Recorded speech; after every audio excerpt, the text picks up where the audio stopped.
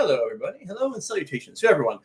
All right. So, hello. Well, a lot of you are here. Get ready. It's gonna be fast. It's gonna be quick. Tom Spallone, what's up? Well, let me just go through everybody. Hold on for 1 second. I don't want top chat. I just want the live chat. For some reason, it always sets the top chat. I don't get it.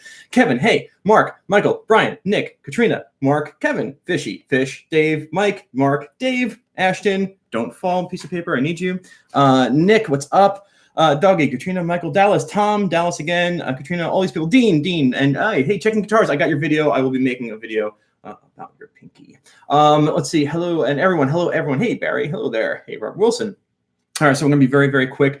We have a lot to do today. Seems like you guys really like that video, and I gotta tell you, for everyone here, so there are some. Just to let you know, I know. Hey, F Google, you're a big fan of that page, and I really, really enjoy your comments and your enthusiasm. And we got a text here.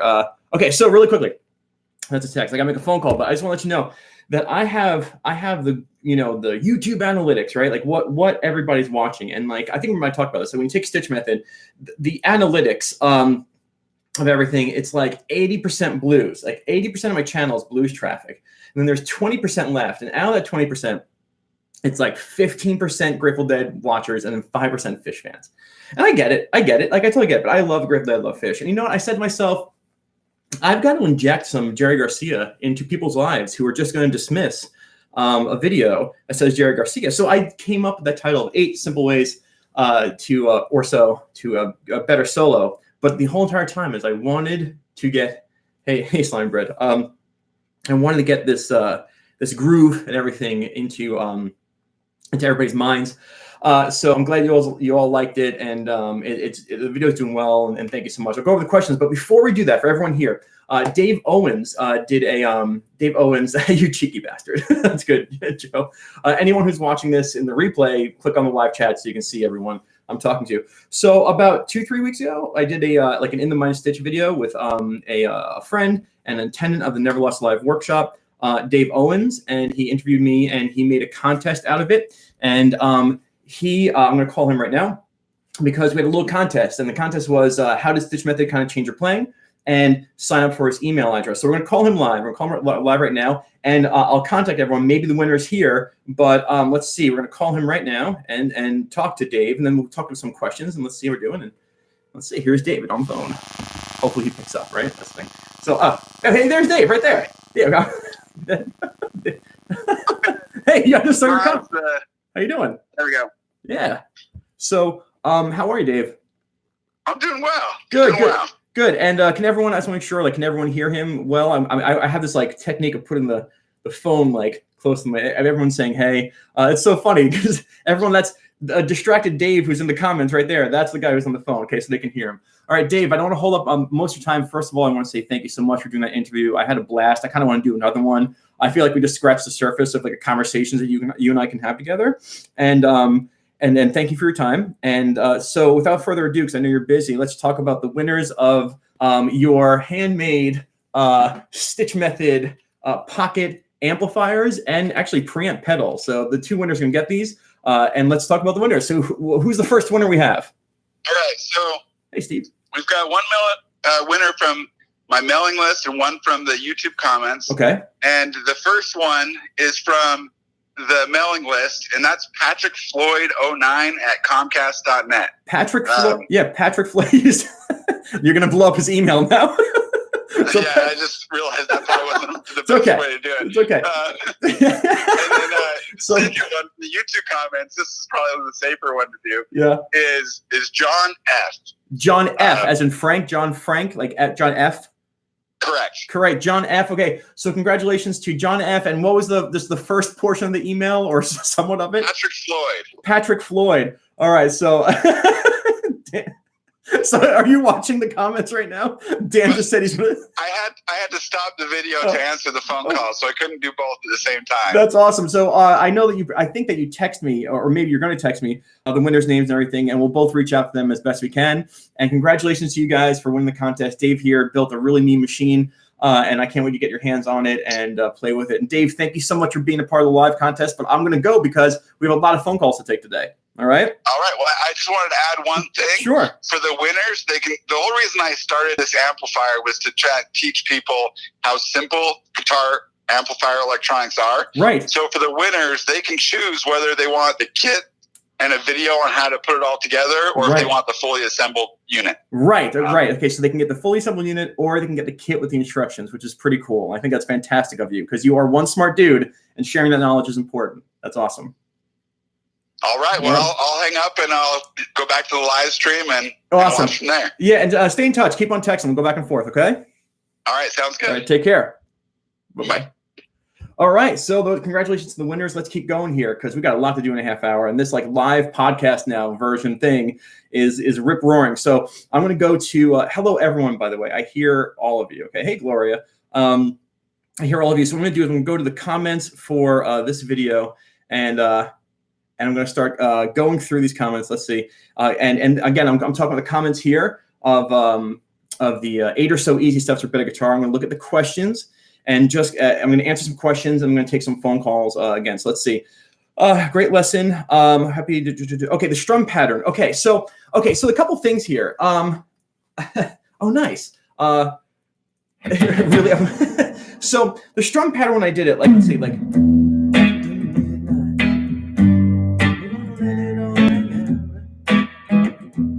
Now, if you watch the right hand, boom, boom, watch my right hand. Just watch it for a second.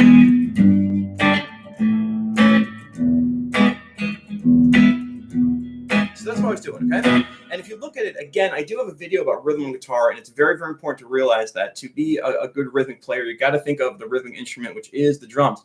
And so I always, as a matter of fact, I'm turning 40 this year, and I think I'm going to be getting an electronic drum kit, because I always wanted to play the drums. You know, I've always loved playing the drums, and I do think about rhythm a lot. So in this rhythm, I'm thinking about I am thinking about the drums. You know, like boom, pop, ba boom, ba boom, ba boom, ba boom, boom. And if I was a drummer, you know, like you can't see my knee, but like, you know, maybe you can. Hold on. This is like, okay, so you can see my knee bouncing like boom, ba boom, ba boom, ba, and I'm thinking about that kick drum, ba boom, boom, ba. You know, and so I'm really thinking of the kick drum.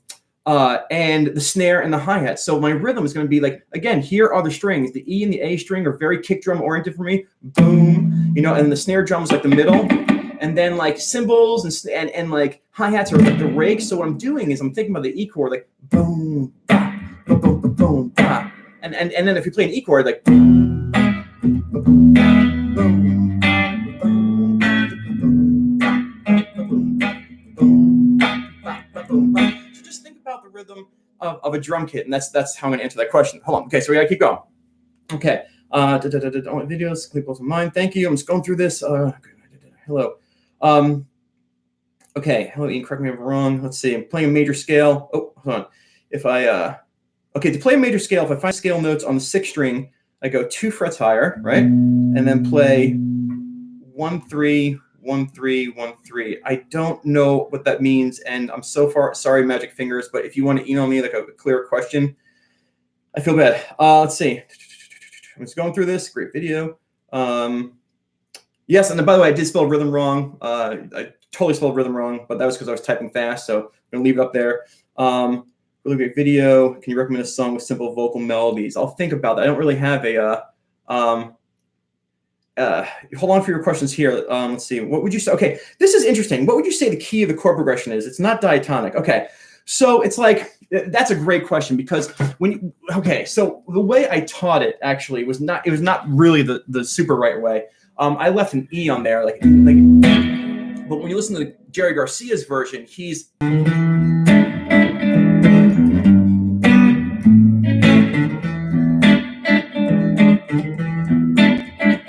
Kevin, did I spell pixelated wrong? No, did I spell it right? Did I spell it right? I think I spell checked that wrong. Anyway, so he's playing E7. He actually does this like E7 to this E6, like. All right. So it really begs like what's going on here. And if you were looking at a key, if you're doing E to G to A to B, well, it's like, okay, because that's a song. It's E, G, A, and E, G, A, and then E, G, A, B. And it's like, well, you got the 1, you got the 4, and the 5 of E. 1, 4, 5, major, all major, looking good.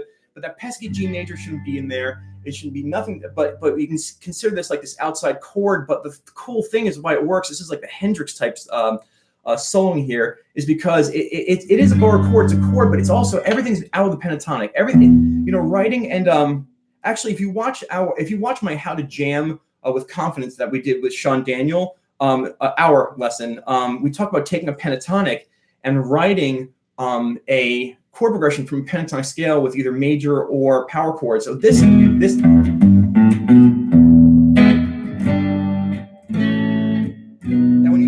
You can solo in the minor pentatonic on top of it. If I had to pick a key, I would say E. But here's the thing, okay? Here's the real big thing is the way that Jerry plays this. Now, this is what people are going to be like so mad about this. People are going to be like, what? You were so wrong, Stitch. I'm going to be like, well, I'm going to stand by this.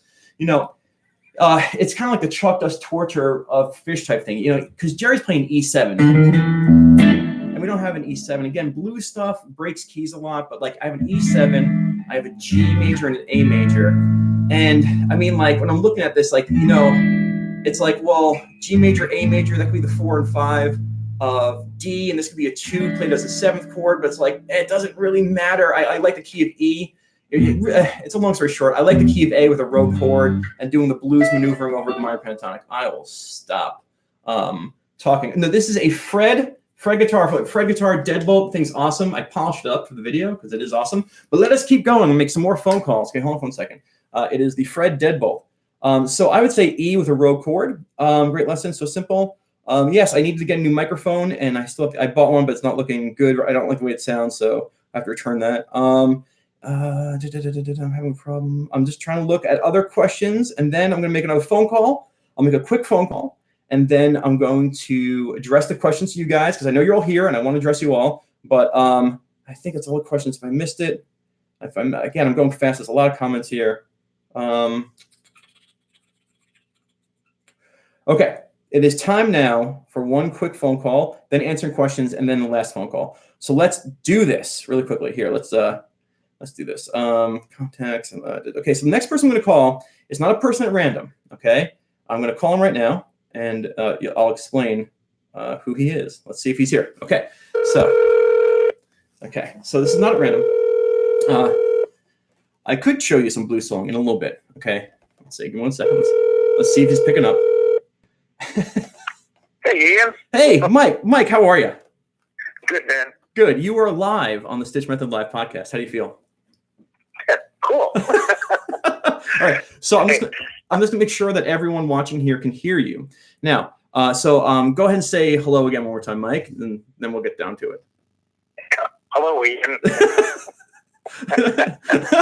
All right. So I'm going to talk, loud and clear. All right, I'm going to talk about who Mike is right now. Mike is a student of mine who I've been teaching for quite a while. Correct? I mean, like we go back, man. You and I go back, right? Oh, yeah, probably, 6, 7 years? 6, 7 years. Remember the first day I met you at the guitar store, right? And we just clicked.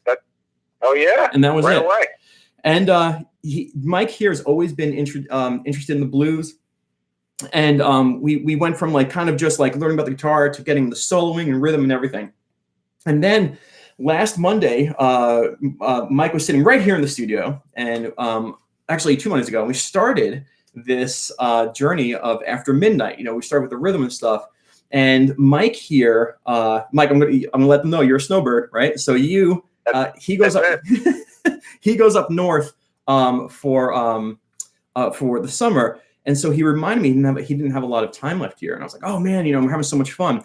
And at the end of the lesson, he asked about, and I'm not trying to make you feel bad at all, Mike, but what happened was Mike was soloing, we're using the right scales. And Mike said to me, Ian, when I play, I sound like I'm soloing, but I don't sound like it when you play. And I can hear that it is After Midnight. But me, I just don't hear that. And I said, well, it's a great question. Let's just go over some things. And so we went over some ideas for soloing. And it was his lesson that spawned the lesson that you guys are watching right now. And so it's all because of Mike that we did the 8 or so easy steps to a better guitar solo. So Mike, when you watch the replay, turn on the live chat and everyone should be thanking you right about now. But you're here on the phone with me and you do have a question, correct? I do, yeah. All right, let's hear it. What is your question, Mr. Mike? Ready? Oh, sorry. On that 8 simple steps, you suggest that you pixelate and begin to fill. Yes. How far can you push it and still get back in time? Okay. the next line. Okay, so your question is how far do you know how to pixelate before you get back in? Like how far can you pixelate it before you have to come back to some certain note before the melody is completely lost? Something like that, right? Yeah, how do you keep the Okay. Either that or you have to have a patient vocalist. Yeah. Well, okay. So the idea here, I don't know if this is going to answer your question, but I think a lot of people that I've been working with lately, I talk about proximity playing. And the more you know about guitar is if for anyone who bought the chart, like the chart, and I'm not trying to get you to buy the chart, but like for anyone who has the chart, it shows you the melody a note for note. And you can see that the first note is that 14th fret of the D string, if I can raise my volume, and then, that's an E. That's an E. So you know that as long as you get back to an E at that time, you shouldn't have any fear. So like it doesn't necessarily have to be this E. It can be any E, right? And so when I'm pixelating, I will try to break it apart, and then and I've had this discussion with many students. I hope this is going to make sense. I don't think about getting back to whatever note I need to get back to until I see the runway ahead of me start to run out of room. And then I'll start to pull back on the stick and say, okay, I got to find that start again, or I got to find that chord tone.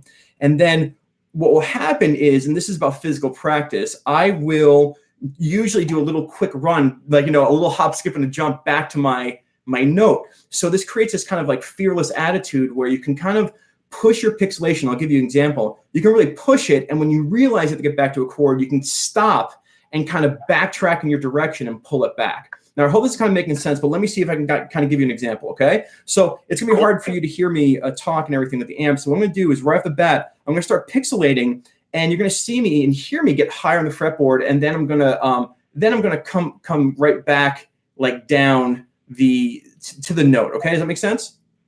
Got it. Okay, here we go. Like.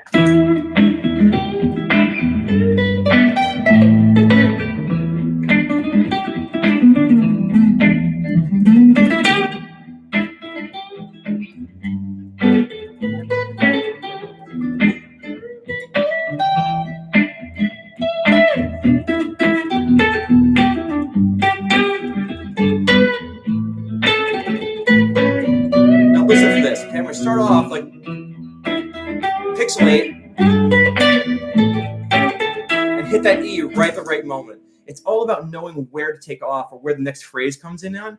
And so when I pixelate, I'm just soloing and we're like, okay, here's that downbeat for the E, get back to that E. And so to help you when I see you next week, and hopefully everybody here, what you want to do is you want to remember you don't need to stray off too far from where you need to be. It's okay, even though there's a lot of fretboard, you can stay close. But what you want to do is you want to start going away from that note, and then when you realize that note is coming back, start working back towards it. Sometimes you might run out of space and have to jump there. Sometimes if your fingers start to move fast, you can totally start to get there on time. I hope that answers your question, kind of, but I will see you on Monday. We can go over it, okay?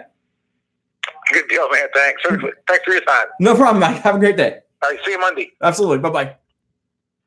All right, so hopefully that made sense. Mike's question really was, e.g., what scale to play, B minor or D major? E minor, G, A, or B? Oof. I'd still play the E minor pentatonic. You could play a D Dorian. That's a good question. Okay, so what would you say is so let's see. Bathtub Gin is C mixo. I think that's the same as F major scale. Yes, it is, absolutely. And I'm going to be doing a Trey video that's going to really break open Trey's playing. I'm very excited about that. But all right, so hopefully that made sense really quickly. Like how to pixelate with confidence. Just start moving on your scale. Just start moving on your scale. When you realize that note that you need to start on is coming back, maybe, but not really, Jared. When you realize that note is coming back, you really want to head back towards it. So watch how like I'll play it and I'll head up here. And when I realize I'm running out of room, okay, I'll take it back to here. Now, I don't do that every time. You just get better and better at realizing I'm soloing. Okay, the chord is coming, kind of like Rock Band, right? You see it coming, and then you got to get back to it, okay?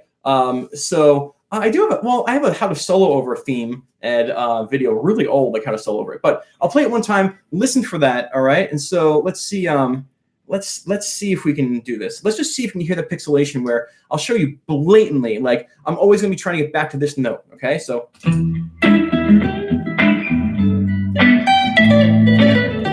there it is.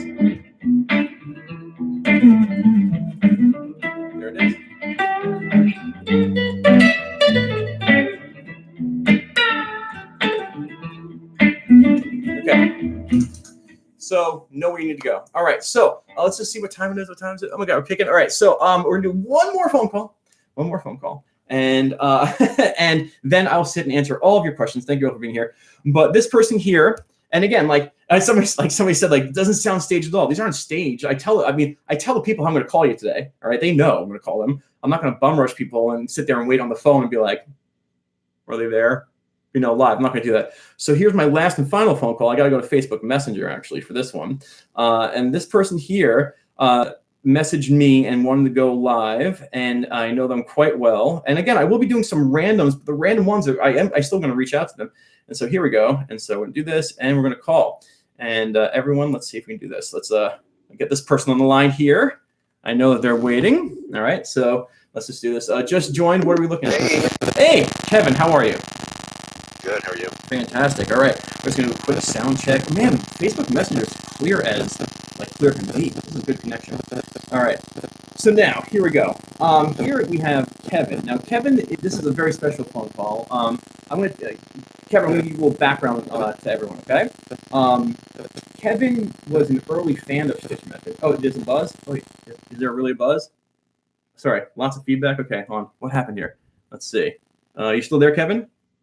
I'm here, yeah. Oh, okay, cool. Okay, so everyone said that my phone was because I'm using the Wi-Fi. Okay, so I'll hold it right here. Is it still buzz? Okay, better. Okay, so Kevin was a very early fan of StichMethod, and he kept on writing some really nice comments and some really great emails. And he came to the first Never Lost live workshop, and it was awesome to meet him and work with him. And the enthusiasm on your face the entire time was awesome. And I know that you learned a lot. And we go back and forth through some emails and texts. And by the way, I still am gonna try and visit you in the summer. And so he wanted to be on here, and he has a really cool question. So I'm gonna let him ask the question. And Kevin, the floor is yours. Go ahead. All right, thanks. So I'm a firm believer that if you want to get better at something, you have to challenge yourself. Yeah. So on the other hand, you need to crawl before you walk. Yeah. Yes. So to get right to it, I signed up for a jazz guitar clinic this Sunday afternoon. Okay. That's being presented by a jazz guitarist and music professor named Richie Zellum. Okay. I had never heard of him, but then I started watching some of his videos, and the amount of material, it's like a fire hose. Yeah. Now, so when I first started learning guitar, my teacher was a jazz guitarist, and he was hitting me with lots of chord changes with 11ths and 13ths and everything. Yeah. And, I was 10 years old, so not much of it sunk in. Right. But now, thanks in no small part to your videos, I feel like maybe I have enough understanding of the guitar and music theory that I can actually get something out of this. But I don't want it to be a total waste of time. Do you have any specific tips on what I might do in the next couple of days to prepare so that I don't walk out of there no smarter than when I walked in? Okay, so I totally do, but the thing is you have an advantage that other people don't, which is you have that Never Lost binder, okay? And Actually, I don't have it with me. Oh, okay, you are totally screwed. 2,000 miles away. You are totally screwed now. Okay, so all right, so his his question is, he's going to this jazz thing. You've been studying guitar, StichMethod, and any YouTube lessons. I totally get it.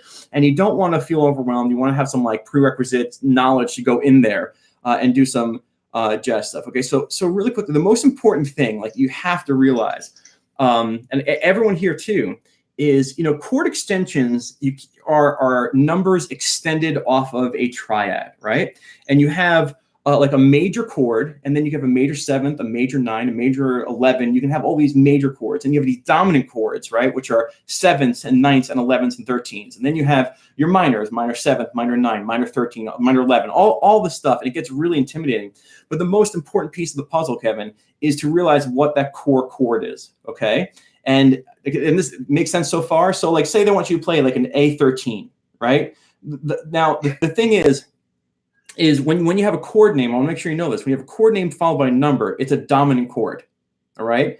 Like A7, A9, A11, A13, these are dominant chords, which means they have a flat 7 and a major third, all right? Does that make sense so far out there? So okay. It's always going to have a flat 7? Yeah, anything that's a letter followed by a number, yes. It's always on a flat 7. It's a key. That's a key ingredient because the major third and the flat 7 make a tritone or an unbalanced thing. And they make this dominance.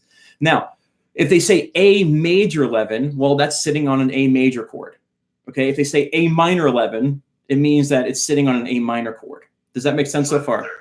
Yeah, right. Okay. And so, but the thing is what's really weird about this, and I'm going to ask the people watching, and I'm going to wait to see, and I'll talk to you, is if I said to you, and this is important stuff, if I said to you, we're playing an A13, right?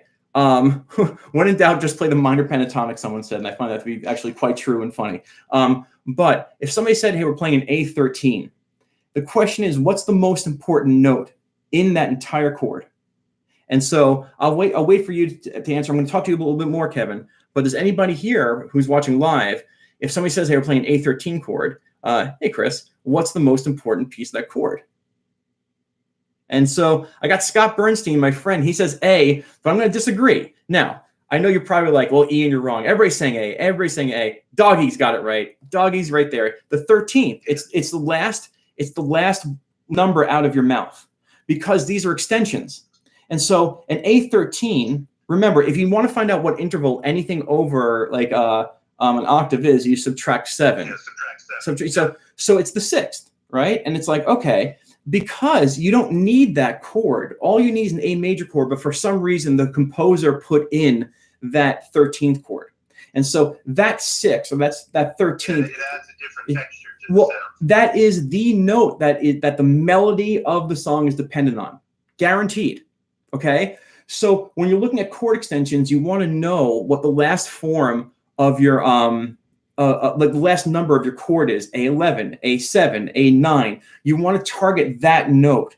Now, I hope that makes sense. And we can sit and talk and have a jazz prep thing, but you want to study your intervals, and you want to know what your intervals are of dominant chords and 11th chords and 13th chords, and you want to know if it's sitting on a minor chassis, a major chassis, or a dominant chassis. And that's going to help you pick your proper scales. If it's a major type chassis, you're going to use some sort of major scale with some sort of major pentatonic. If it's a dominant chord, you're going to use some sort of dominant scale or altered scale, which you will learn about totally by a jazz class.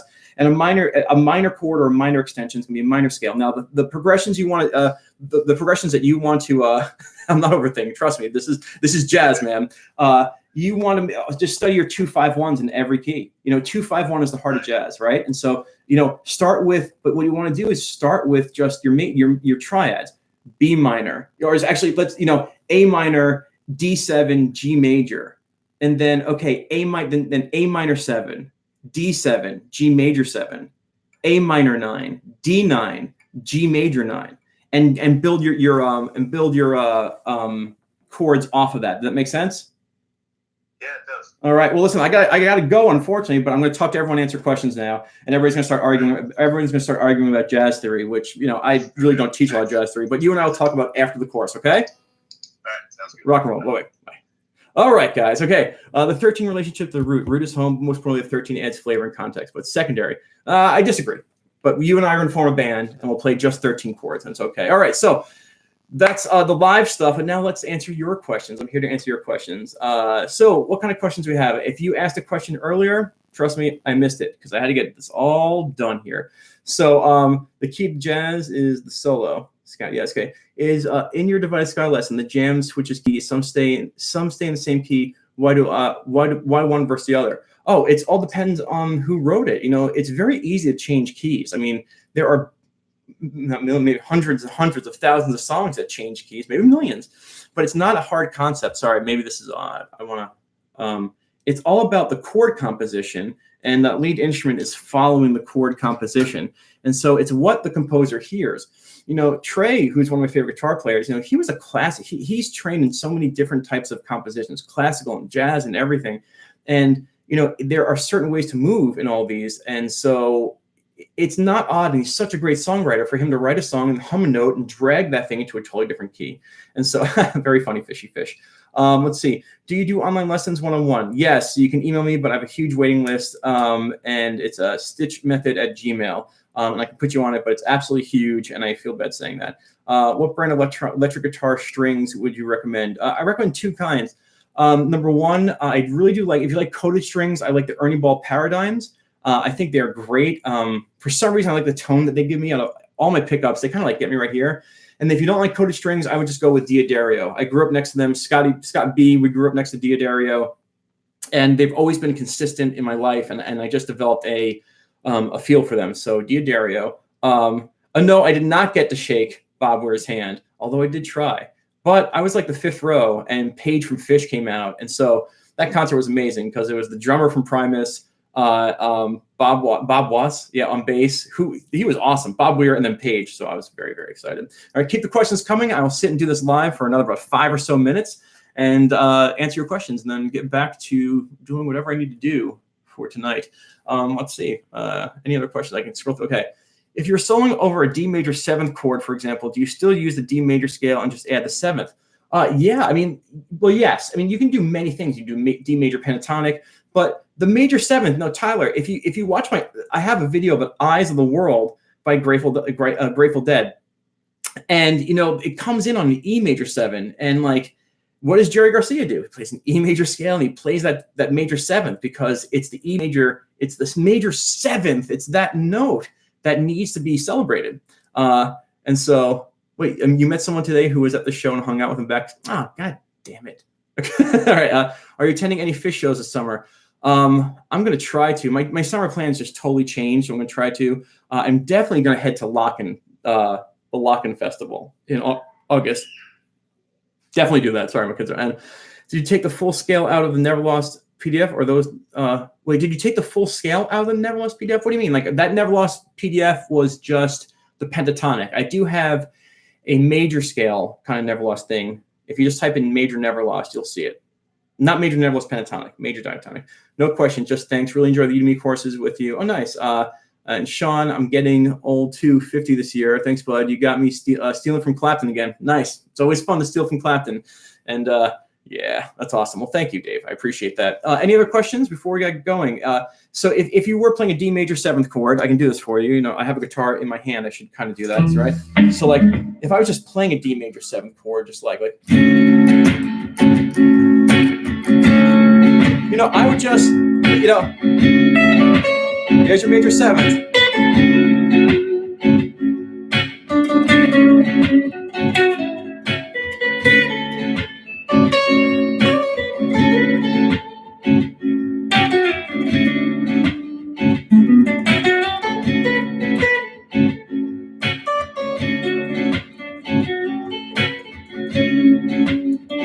Yeah, I'd be hitting that major 7th a lot.